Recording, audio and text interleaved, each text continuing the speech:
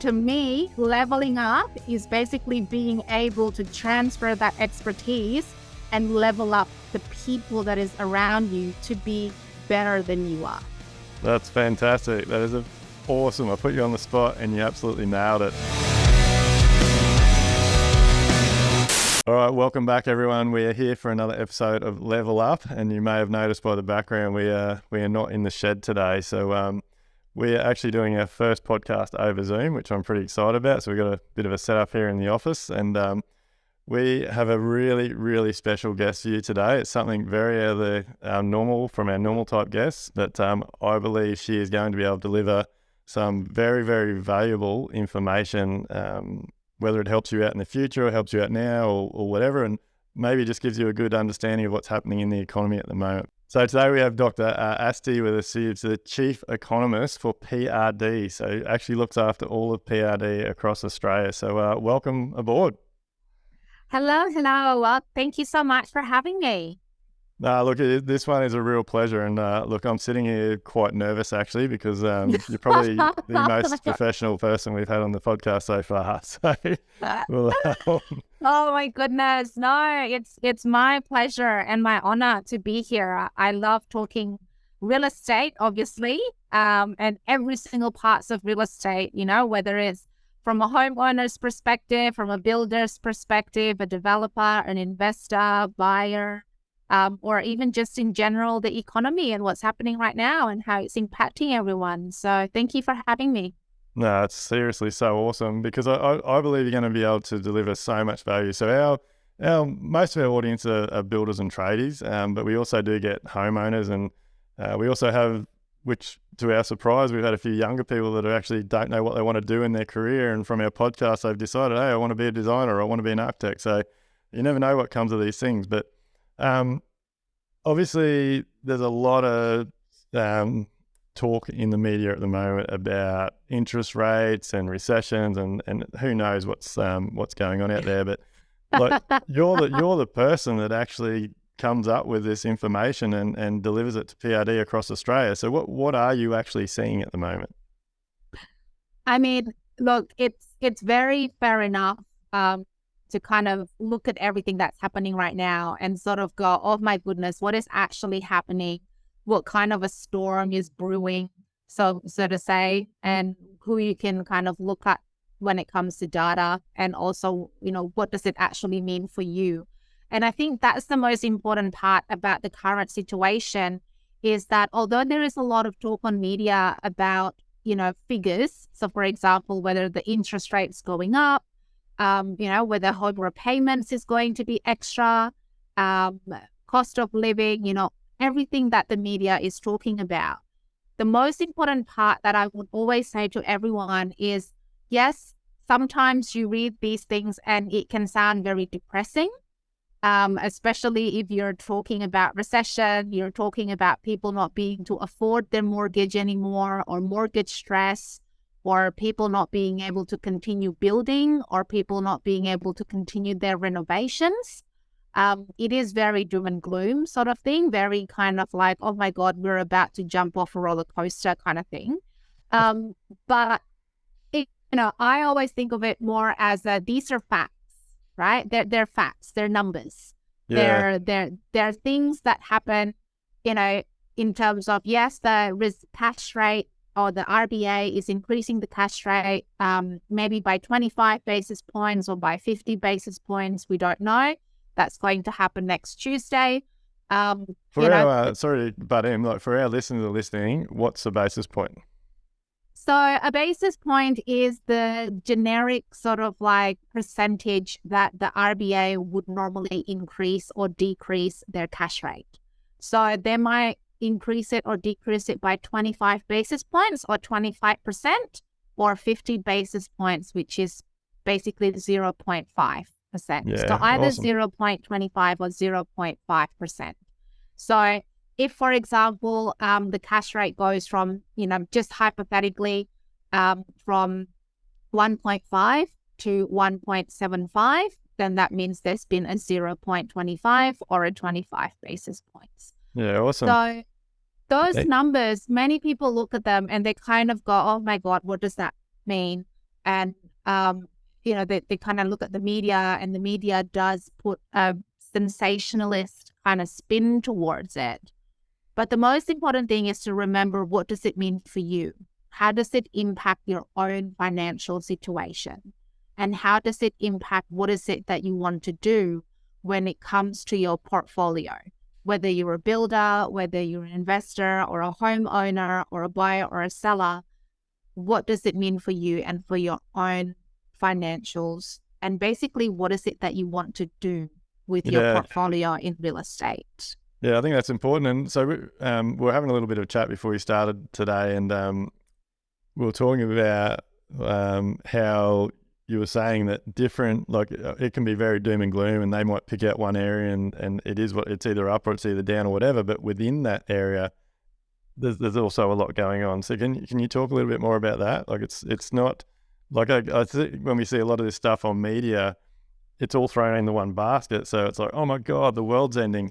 But like, there still is always opportunity around. There's still things happening in other areas.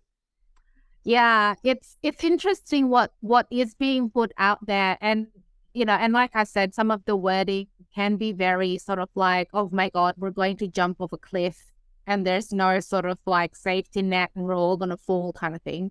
But the most important thing to remember about the property market is that even if, for example, I mean, the latest data that has come out is saying, Brisbane had the sharpest decline ever in history of 10 or 12%, right? Yeah. And that kind of like spurs a lot of people going, oh my God, like it's the sharpest ever in history. It's by 10% or by 12%, whatever it might be.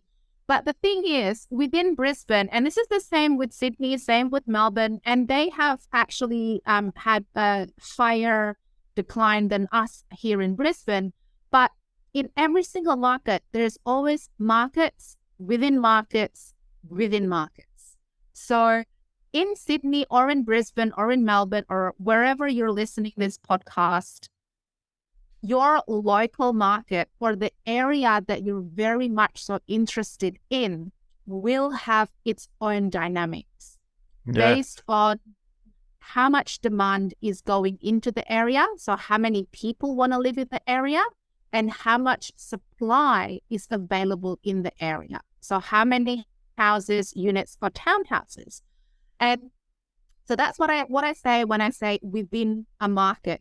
And now that within the market is some suburbs, half of it could be facing the ocean and half of it could be inland. Yeah. And the prices in that is the one that is near the ocean is potentially double the one that is inland, right? And then not only that, within a place, you might have houses, townhouses, and units. And the house market of that suburb could be completely different to the unit market of that suburb. And so, instead of it just kind of like that big overarching, oh my God, what's happening in Sydney, you might need to look at what's happening specifically in the unit market in Mosman, for example. And it's always, like I think with all this stuff as well, like the other thing is like, yes, we might be going through some change at the moment. Things are dropping off a little bit, but we've seen extraordinary growth in the last 2 years. So even with that percentage drop at the moment, we're still well ahead of where we were 2 years ago. Oh, very much so, because what we do is we actually track, all of the trends across Australia. And I'm one of those people who I read graphs as opposed to numbers, because numbers by itself can make it sound really, really bad or really, really good, right? I love that I love that you're into graphs. I actually did a online seminar from the States last week, and they said the exact same thing. Like if you were basing everything on a number at this point in time, it's almost worthless, because if you haven't got a graph to see the ups and downs, you don't really know where you're sitting. Exactly. And so for me, I read graphs more so than numbers, right? And for any place across Australia, what we've literally seen is like this big, massive whoosh sort of like jump over the past 2 years. if you can imagine a roller coaster and it's literally going up that really high sort of like point to that end before it starts dropping. So if you can imagine that we've gone from like the bottom, we've climbed up the whole of that roller coaster, we're at the top, and then we've just started to come down. Yeah. So that's kind of like where we are right now. And that coming down might be 5%, it could be 10, it could be 15, depending on your local market. But you've started off from that base. And so between that base and the top, your market could have grown by 40 or 60%. Yeah. And that drop is only 5 or 10%. So 50 minus 10 is still 40%. Yeah. Yeah. You've really got to do your homework, haven't you? And your research. I love, looking at graphs. Like I'd never really thought of it until I was doing this course last week. And when they said it, I was like, you're right. Like unless you can see the whole trend over a length of time, trying to base anything on just a number at a set point in time is really, really difficult. But I guess there's people out there that, a lot of people that follow the media. I'm not a media person. I try and avoid it, but it's all like they're always trying to hype something up and get people in. So in our industry, like builders, trades and things, you've really, and if it's homeowners thinking about buying or investing or whatever, you've really got to do your homework, don't you? Oh, you do. You do. And the thing is for us, we never look at just a snapshot in time. We never look on it on a month by month basis, for example, because it's very fluctuating on a month by month basis, depending on what's happening in that month. And so what we do is we would normally look at it, say, on a quarter basis, so like every 3 months, or if possible, on a 6 months or a yearly basis. So any data that we provide, or whenever I look at graphs, I tend to say to my analysts, can you plot this for me for the past 10 years or for the past 15 years? Yeah. Because that gives me a really good sense of, this is where the market have actually traveled from. Because at the end of the day, unless you're a property investor or a flipper who just wants to be in the market for 12 months in and out, try and make some money, for most of us, property is a long-term game. Yeah. It's a 7 to 10 year game. And so basing that decision on what happened between December and January is, a little bit short-sighted in the sense of, you're going to be investing in this industry for a longer period of time than just 1 month or just 2 months. Yeah, definitely. Again, we touched a little bit on it before we jumped on, but you were talking, and I think this one's really interesting and definitely relates to a lot of our listeners when it comes to banks, financing, and progress draws. So obviously with like the price increases and the difficulties in the construction industry over the last couple of years, a lot of developers and homeowners are looking for alternate ways to do contracts with builders. And it can cause a lot more problems. Like I know I've seen, because banks want a standard way, don't they? Like they have their process. They want a standard list of draws. They want to be able to send their valuers out and just follow a standard process, tick the boxes. So that, like, really, over the last 2 years, like everything has changed. Like it doesn't matter what industry and what you do. So it really is about adapting. But you were touching on that you're seeing developers are finding it hard to get money as well. Yeah, for sure. And, it depends on what scale of developer that you are and, how much it is that you're asking for, of course. But for the boutique developers and the mom and dad developers, those who have maybe seen an opportunity of like a bigger plot of land and wanting to subdivide that and create 4 townhouses, for example, then it has become very much so of a challenge. Because you as the mom and dad developer or the boutique developer, you are then also relying on other people like your town planners, your architects, your contractors. If you have, appointed a building company, whoever it is that they're using in terms of suppliers. And all the banks wants to see is the contract to say, you're building 4 townhouses and it's going to cost X amount each, times 4, with a timeline of 12 months or 18 months or whatever it might be. And the first stage of the loan will be this much, the second stage, the third stage, and the fourth stage. I've literally actually experienced this myself because the second hand, but kind of firsthand, because my partner bought a big sort of like long block in Newcastle and subdivided it into two and then building a granny flat and a house on it. Yeah. And so, seeing like the struggles that he went through as well with the finance situation of like trying to manage the bank's expectations.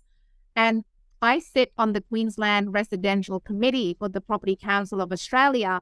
So a lot of my committee members or fellow committee members are also developers and builders.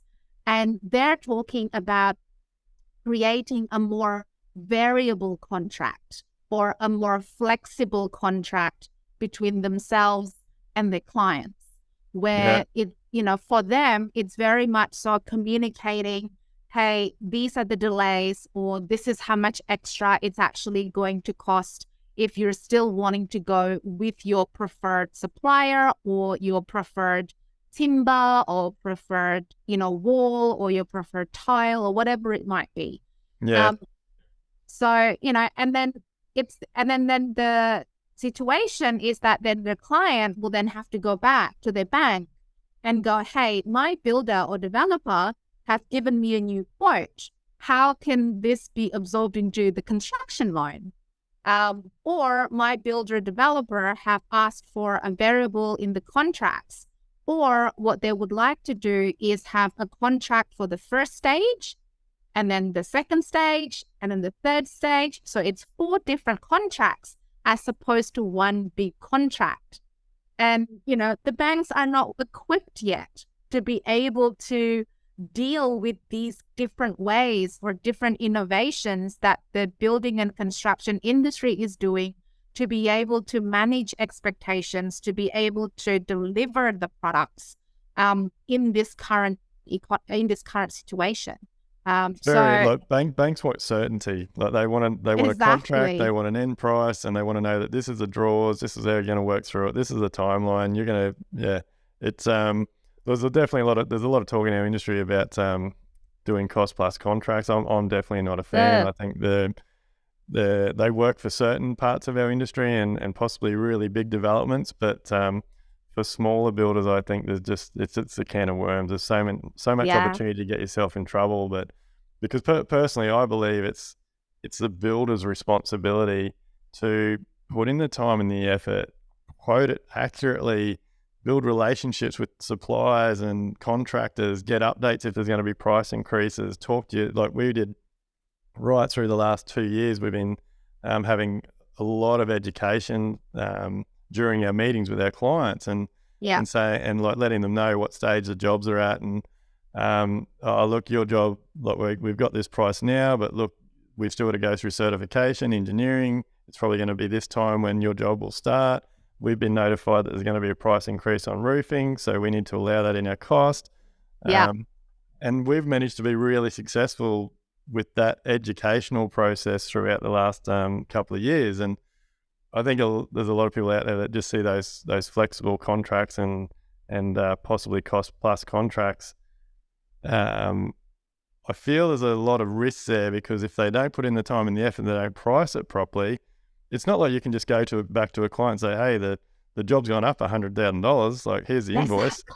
Like, because the bank, like you said, the bank's already worked all the construction finance out. They've worked it out dependent on evaluation. So it's really hard to get that extra money, or possibly impossible to get that extra money. Very much so. And at the end of the day, I think it really is that conversation between the client and the builder or the developer.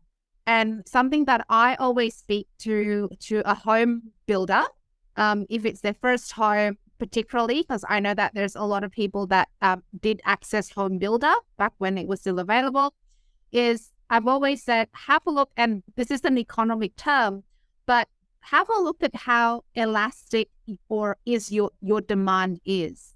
So elastic means that if, for example, you've chosen, I don't know, a particular tile, and you, the builder or the developer, say, hey, that tile is not going to be available for the next 3 months. or if you do really want that tile, then it's going to cost you an extra, $20 per square meter. Have a look at whether you actually need those certain tiles, or whether Yeah. you can actually go for another supplier, like another type of tile. Like I've been advising, like, have a look at what actually are your break or make in terms of the contract. What is it like? Do you need to really have that particular flooring? Do you really need to have that particular door? It's that, and I'm finding that the more elastic or the more flexible the person is, the easier the process is, because then you Yeah. can actually really work with your builder or your developer or your architect in terms of what is the home that you want to be able to achieve at either the time frame that you're looking at or the cost point that you're looking at. Yeah. It's when the demand, aka the client, is inelastic or inflexible, that's where you really get into those really sticky, frustrating situations. Oh my God, there's no way that I can deliver these kind of floors that this person wants within 3 months, or, without Yeah. us absorbing the extra 30% cost, right? So, it really is about that, like you said, that early education to the client about the realities of the industry and what you're facing, but also that, that expectation and how flexible or inflexible can you be about certain parts of the build. So how, like from your end, how, like I feel definitely coming back into 2023, like we're getting less notifications about price increases. Like I feel things are leveling out a little bit. We've been looking for employees to join our team for ages, and we've finally got 3 that are going to start over the Oh, next couple of weeks. brilliant. So I feel like things are settling down a little bit. Is that what you're seeing with all your numbers? For sure. For sure. I mean, a lot of the other developers that I talked to, they were already starting to see this towards the late sort of like end 2022, um, where, beforehand, many other contractors are able to charge literally however much that they want to be able to get the job done. But now there's a bit more competition in the market in terms of, different parts of contractors for the build. And so there are, my developer friends, and the numbers that we are seeing is definitely starting to level out. So if we think about that, that roller coaster that I was talking about, there's still a little bit of a climb, but that climb is not as much as the past 12 or 18 months when literally everything was climbing, and it was climbing fast. Yeah. So yeah, definitely seeing that in the numbers as well.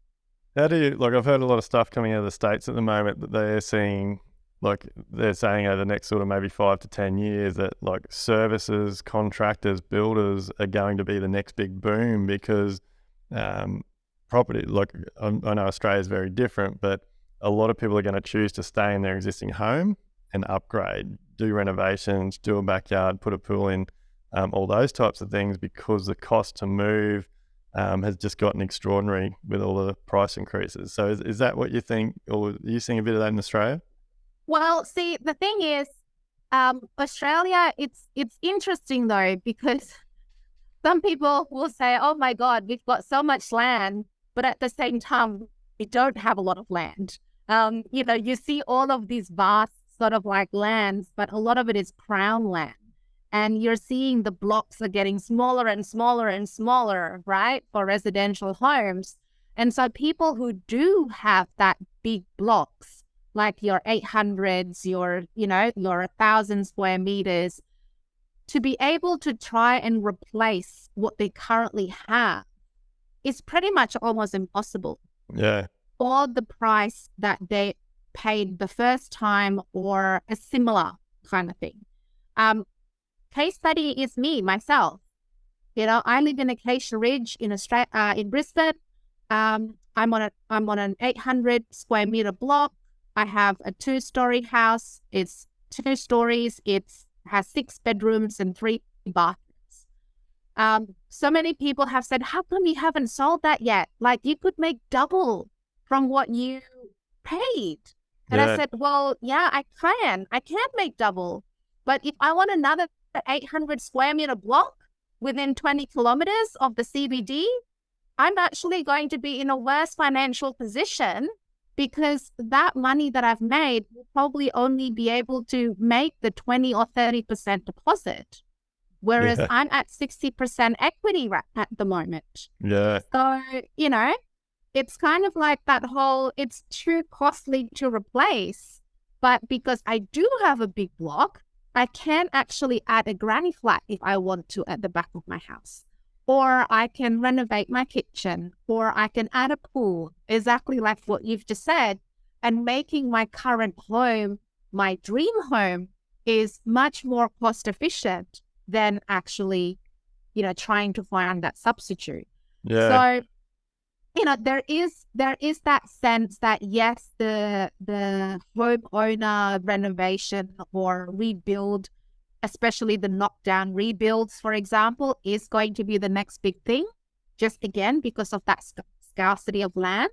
But at the same time, we do have a lot of consumer uncertainty at the moment, just with what's going on with cash rates, what's going on with cost of living. Is now the right time for me to be, rebuilding, or the right time for me to be renovating? So it's a Yeah. little bit of a seesaw, but I can see how it can definitely be the next big thing. Yeah. Because you're exactly right. Like it can, like you might have lived in your home for 10, 15 years and think about changing. Like we're seeing a lot of clients come through in this situation at the moment, and they really would like to do something. But then when they do the numbers, it is like they might make $2 million selling their current product. But to get that same thing that they want somewhere else might cost them 3.5. Exactly. And so yeah, we're seeing them come back and talk about renovations. Like they initially come to us saying, we want to buy a block of land, we want to build a new home. They do the numbers, they end up coming back for renovation. But like you just touched on it then, like land is almost non-existent. Like you see these new housing estates getting built, and like they're literally starting the first house as soon as they've laid the last bit of pavement on the road, and they're filling up. So like across Australia, is that the case? Like is land very limited at the moment? So it's definitely more limited in your metro areas, whether it's Brisbane, Sydney, Melbourne. Particularly Sydney, Melbourne. In Brisbane is getting very crowded, and there's a lot of talk about trying to free up more land. So the federal government, they have initiated like a land audit committee, and what that means is they want to try and audit and have a look at what is the land that is available, how is it being used, how is the current land being used, is there a better way for it to be used? So there are some initiatives out there, whether it's at a federal or a state government level, to try and free up some land. The thing with Australia is that a lot of our land is either Crown land, so it belongs to the Crown, so it has to go through all of this red tape to be able to be released to the public, so to speak. Yeah. Or it's natural habitat conservatory, it's like where all the koalas live and the wetlands and, all of that kind of thing. And so there's also another process to try and free up some of that land, because obviously those kind of lands come with challenges as well, right? If you are a builder wanting to build in those type of land. Well, it gets so expensive because we are such a big country. Like to expand the land that's available, like the infrastructure for sewage and power and roads and trains, like we haven't really built to expand, have we? Really well. Well, see, at the moment, the government does, whether it's state or federal, they are very much so concentrated on trying to build satellite cities, whether it's, across the states, across everywhere in Australia, is trying to recreate cities or recreate that satellite cities so that not everyone is living in the CBD.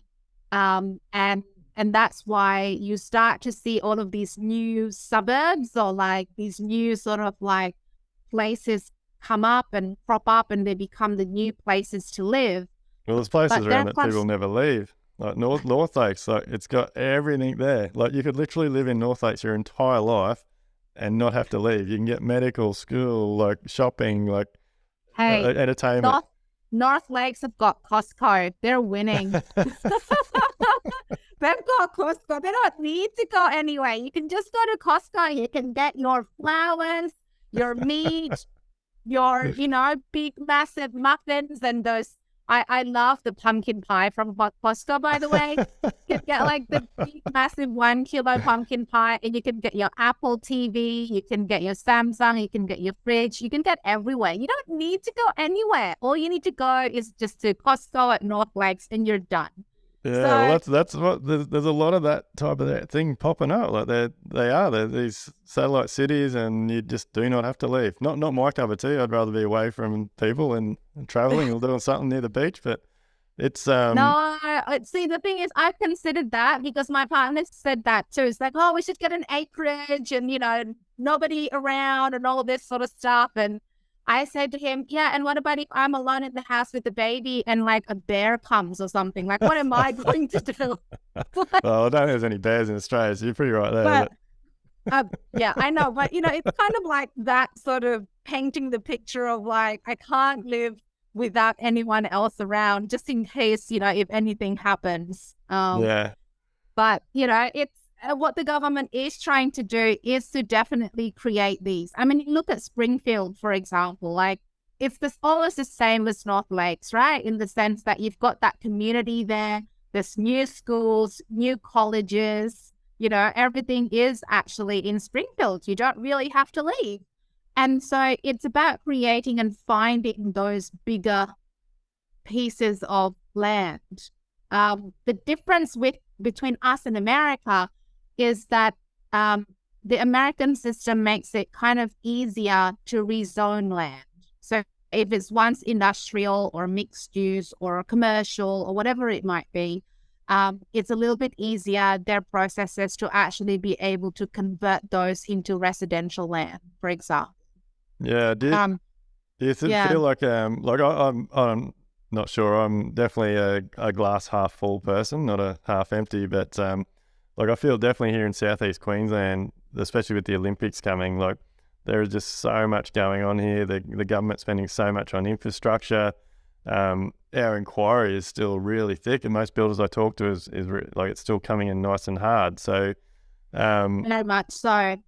is that what you're seeing in your numbers? Like, is Queensland performing a lot better than what you're seeing in other states?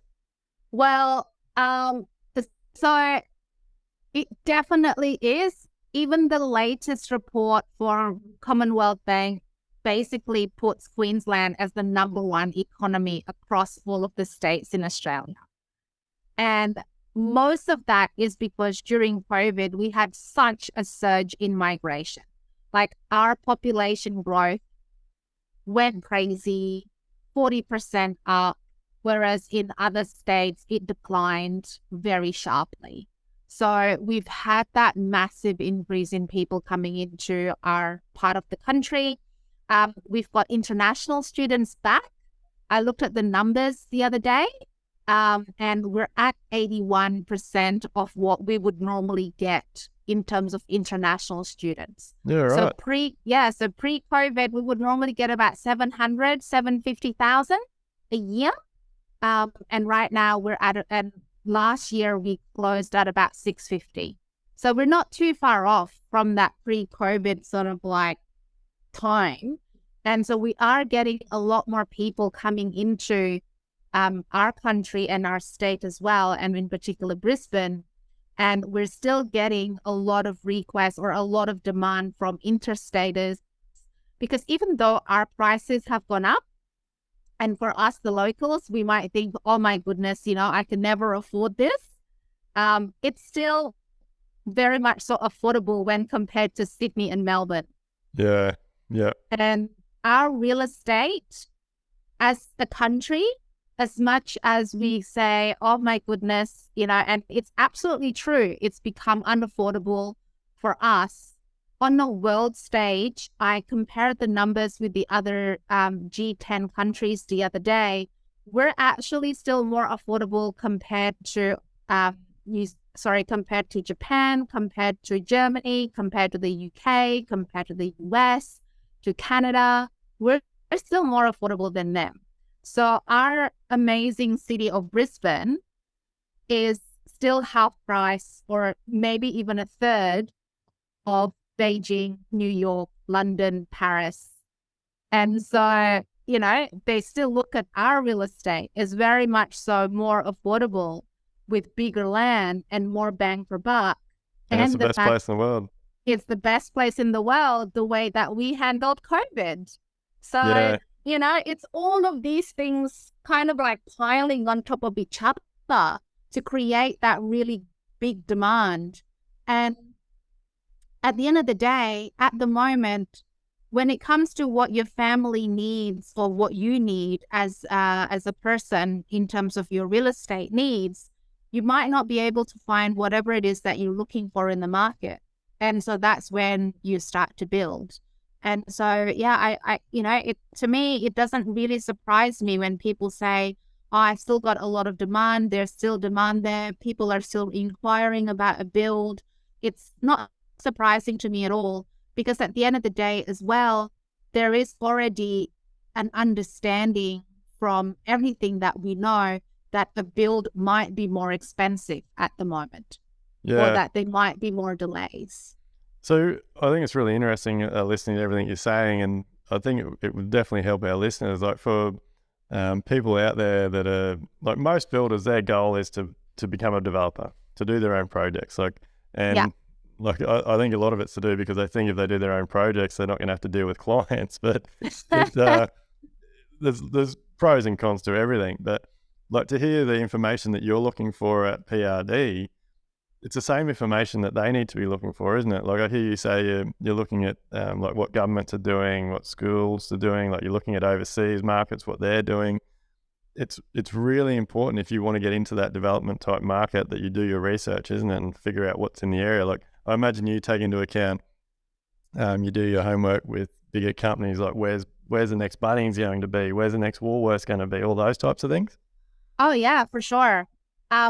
What is in the pipeline for commercial, infrastructure, and industrial is very important to us.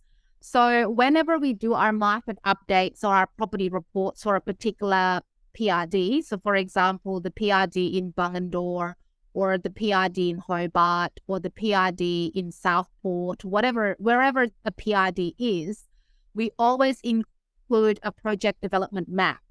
And at the moment, because PRD is the child company of Colliers International, we're actually able to access every single development, regardless of whether it's an infrastructure build, even if it's just fixing a bridge or fixing a pothole in the road, up to like your bigger stadiums, hospitals, warehouses, new shopping centers, whatever it might be.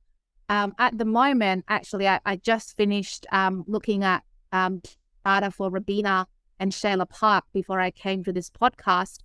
I can see what's about to happen between now and 2025. So that gives. So is that a hot tip? Are those two areas about to go through the roof? Like what's that? It's not a hot tip. It's just more kind of like, this is the crystal ball part of our property market updates, where we're able to tell the clients and the people to say, look, it's not just about what has happened and how we got here and why we're here. It's also about, here's us looking into the magic ball that we're able to see and map out, okay, so in this particular area, in the next 2 or 3 years, there's going to be X, Y, Z, big shopping centers. There's going to be this new school, going to be this new house, whatever it might be, and put it all into a nice looking map so that if you are developing or if you're thinking about developing something, you can kind of see, oh, okay, there's already a cluster of houses being developed here. There's another cluster of infrastructure or industrial here, but there's no residential yet. So that's very much so something that we look at to be able to inform the market accordingly, and also our developer clients. Yeah, awesome. So do you, like, I'm still blown away that you look after it all across Australia. So like you, what's PRD? You got 110, 120 Yeah, branches? we've just got a little bit over 100. So today I looked at markets. I looked at so many markets today. So like I said, I did Robina, I did Shayla Park, I did Hurstville in New South Wales, I did Bungendore, I did Albury and Wodonga, Bendigo, and New Norfolk, that Bendigo in Victoria, and New Norfolk and Glenorchy in Tasmania. So that was what was on my plate in terms of market updates that I had to look at and approve today. So I've kind of Well, traveled all around the country today. actually, we went on a business trip down to Albury, Wodonga, and Bendigo only 2 months ago, and it blew me away. It is absolutely beautiful down there, and the amount of new building that was getting done was Yeah, insane. yeah, it is. I traveled to all of the PRDs as well, just to catch up with everyone and see what's happening. And it does, like you say, even though I'm only there for a short amount of time, I walk around or I drive around, um, and I'm just looking at so many cranes and so many land being cleared and so much new development. And it's kind of nice though, because like I love seeing the mix of old and new. You Yeah, see like the houses are like the complexes, and you see them literally like you've got the new architecture, like your minimalist glass panes, yeah, all of that kind of thing. And it's literally next to like this very intricate Victorian sort of architecture, and it's just next to each other, and it just creates this very different feeling as you go through the regional areas than say Brisbane, Sydney or Melbourne. yeah. No, it's unreal. So like you know all the numbers, you research everything. Like again, the media's like, and we're seeing a little bit with we're having customers fall off because of the interest rate rises. But Yeah. like we just said, when you drive around, it doesn't really matter whether you drive around Brisbane or Albury, Wodonga or anywhere. There seems to be a lot of work going on. Like, are you seeing in the numbers, are interest rates affecting the market as much as what the media is telling us? Yes and no. So yes, in the sense that they're affecting prices and activity maybe from the last quarter, like the last maybe 3-4 months or so, um, but not to the extent or to the steep level that it's being reported in the media. It's not like a doom and gloom sort of like crash situation that we're seeing in the media. It's definitely have an effect, so yes, but not to that big extent. Yeah, And at the end of the day, I always say, all of these numbers, that is what they are. They're numbers, they're facts, right? yeah, But it really does depend on what suits you at this point in time in your life in terms of the property type that you're going for, the strategy, whether you're buying or building or renovating, the strategy that you're going, and also your financial situation, whether you should hold tight or whether you should jump in. Like, no matter what the media says, no matter what the data or the facts say, it really needs to go back into your own personal needs, strategy, and financials. yeah. And there's a lot of people that I guess like look, I'm not super old, but like you hear like my parents say, it doesn't matter if it goes to 6 or it goes to 7. Like we were paying 18 or we were paying 24. Like, but life is very different now, isn't it? Like it's not Oh, like it's a very busy life. You got generally both partners working. Like I think Westfield do incredible marketing. I don't like going to the shops, but like you go to Westfields now, and it's not just like when I was a kid, you go to the shops to get your groceries with your mum and dad, you go home. Like Westfields is a whole outing. You can do your entertainment there, you can do your shopping, you can go out for a meal afterwards. Like Oh, for it's sure. It's like a one-stop shop place. And you're absolutely right. Everything is very different now. Like I go to parties, I go to barbecues and social gatherings, and real estate is such an everyday topic. It's part of our Australian DNA that you talk about real estate anywhere and everywhere, you know? It's not just at work or on a strategy meeting. You could be like having a barbecue, and the and people talk about real estate. But the thing is, and I do get it, and they're correct again from a data perspective, from a numbers perspective, they're correct. Back then interest rates were at 18. There's people who were paying at 9, people paying at 8, what have you. But at the end of the day, what we've experienced since 2010, 2011, if you want to stretch it a little bit, is basically cash rate cuts, right? Yeah. That's what we've experienced. And so that's what people are used to. Behavioral economics tells you that if that's what you're used to and that's the pattern that's been going on, then that is what you prepare for. And the fact that we hit 0% during COVID and also before COVID, the RBA held our cash rate at 0.1 for so long, that is what we're used to. That is what our psychology gets used to. Yeah. If you look at any first home buyers right now, they're used to that environment. They're not used to the cash rate going up and up and up and up and up on a monthly basis. So you have all of these new first home buyers who've just put themselves into the market, who've just committed themselves into a big debt without ever experiencing an economy where the cash rate goes up. So it's not part of their psyche. And so that's where the shock comes from. That's awesome how you've explained that. Like I've never thought of it like that, but you're right. Like they don't know what it is.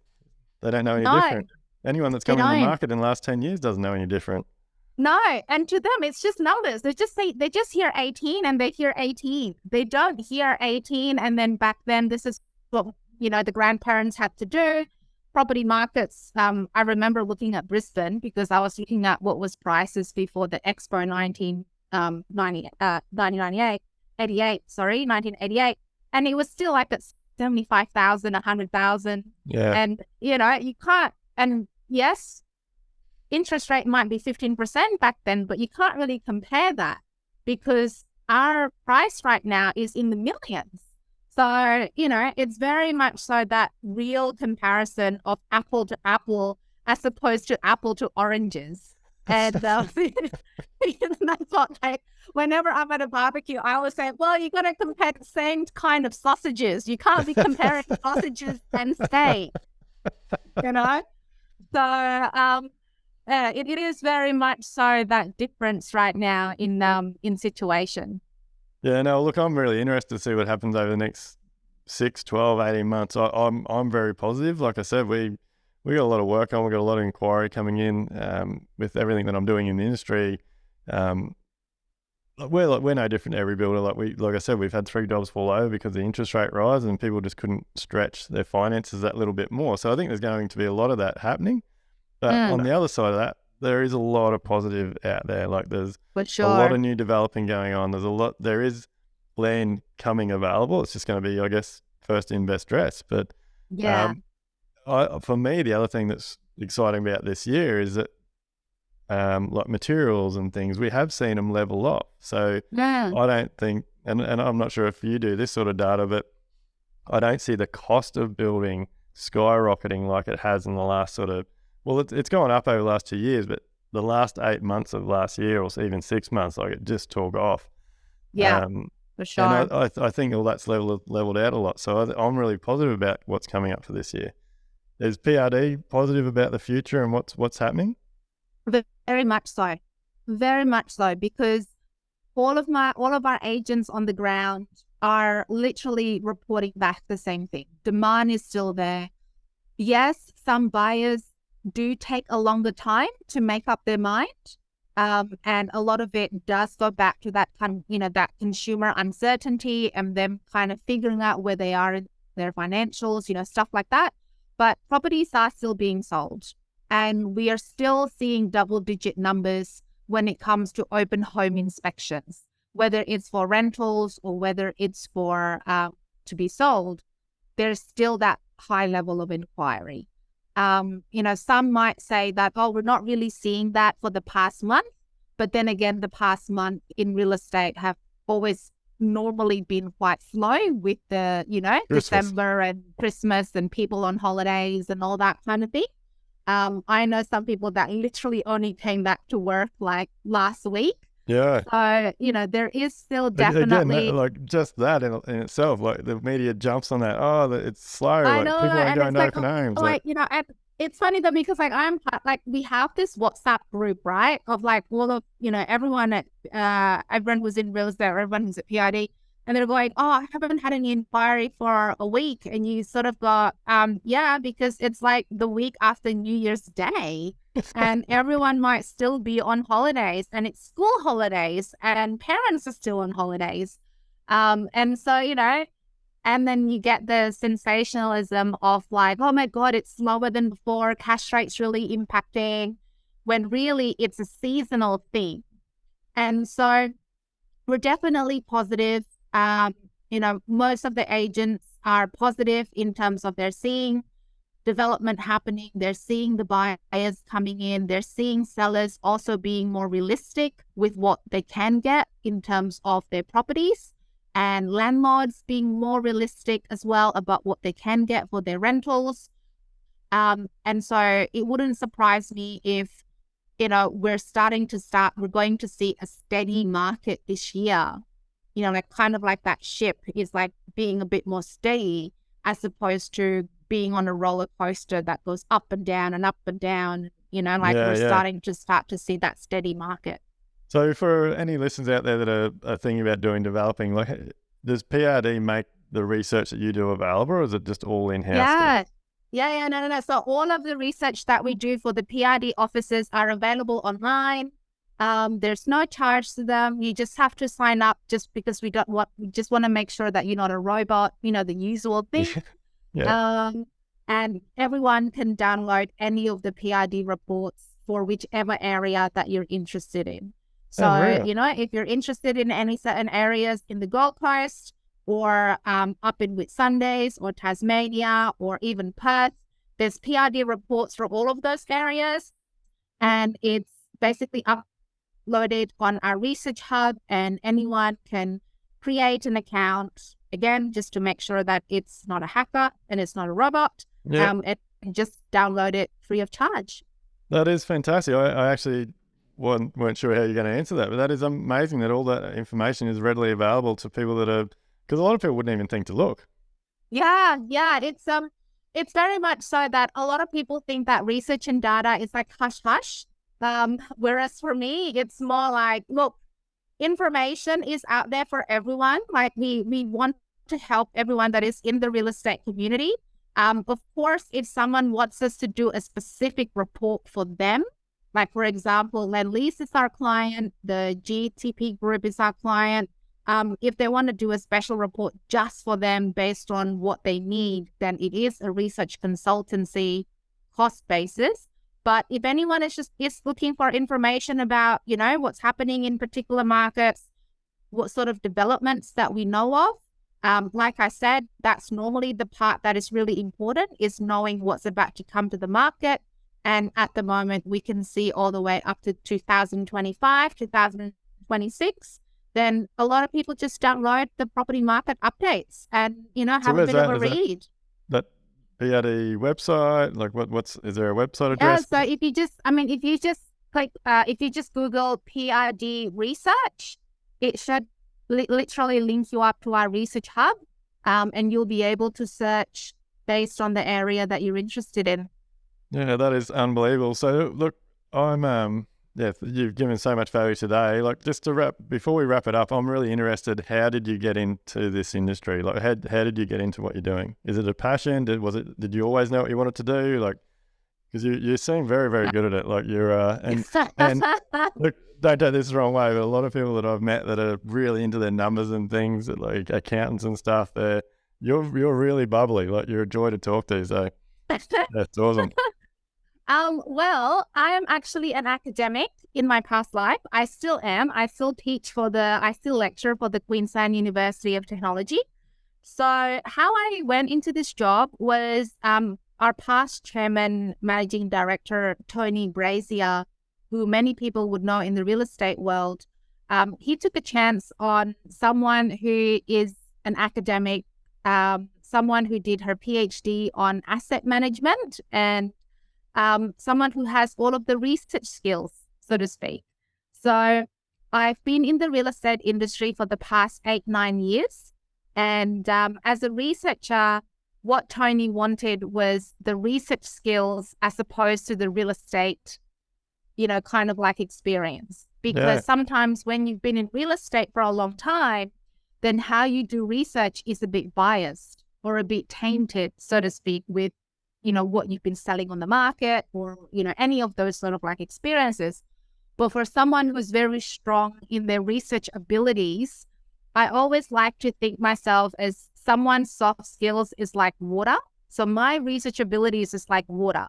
And water you can pour into a jug, into a bowl, into a glass, into a wine, whatever it might be, and it takes the shape of whatever it holds. And so that's where it is now. My research skill, my water, is being held by the real estate bowl. And that's where I'm at. And that's probably how I'm different than a lot of people with data, is because I'm also an academic. So part of my role was to, create lectures and provide lectures and explain the exact same numbers or the exact same data to someone who's a first year uni student, to someone who is doing an MBA and who's been in the workforce for a while. And you kind of have to figure out how to deliver the same thing, but in two different ways, so the person can get it and the light bulb comes on. And because I am used to being around students, maybe it helps that I'm a dancer as well. I dance ballroom and I dance Latin. It keeps me young. It keeps me within the youth kind of thing. All of that pulled into one creates this researcher who is very serious about data, but talks like this. Yeah. Look, it's been an absolute pleasure. And look, so another big thing, and the reason we started this podcast and everything, this journey that I'm on to help a lot of people, it's about educating people to be open-minded and try new things and educate yourself, because and I love the fact that you just touched on communication and that you communicate with so many different types of people. I think a lot of my industry fall over because of our lack of communication. We're builders, we're tradies. We're not taught to sit in front of a client and educate them and talk to them. Even the lingo we use, you talk very differently on a job site to what you do to, or you should do, to a client, but a lot of builders don't. They talk the same. So the client has no idea what they're talking about. Yeah. But, communication is such a powerful tool, not just talking, but also listening. Of course. And I think a lot of it gets lost. But look, we'll wrap it up today. It's been absolutely fantastic having you on Level Up. Before we go, I'd just like to ask you, what does level up mean to you? Leveling up? Yeah. Oh, my goodness. You ask the hardest questions, don't you? Well, we've just started doing this, so we want every guest to have a bit of a think about, I'm trying to level up my industry. What does level up mean to you? See, for me, leveling up doesn't necessarily, because a lot of people will say that level up always mean that you always have to level up in your workspace, right? As in leveling up your industry or your job or whatever it might be. But for me, leveling up goes deeper than that. I think for me, leveling up is being able to get to a point where you can transfer your knowledge, where you know what you're doing, you know how to do things, but you're actually able to transfer that knowledge and to transfer that expertise to someone else. So, one of the things that I believe in my leadership style is that if my juniors, so my staff, my junior analysts, basically the people underneath me, if they can surpass me, then that means I've done my job. That's awesome. So to me, leveling up is basically being able to transfer that expertise and level up the people that is around you to be better than you are. That's fantastic. That is awesome. I put you on the spot and you absolutely nailed it. So look, thanks so much for being on today. Really, really appreciate it. And look, I'm sure we're going to catch up at one of Amanda's events. So thanks so much. Of course. Thank you so much for having me. Talk to you later. Thank you.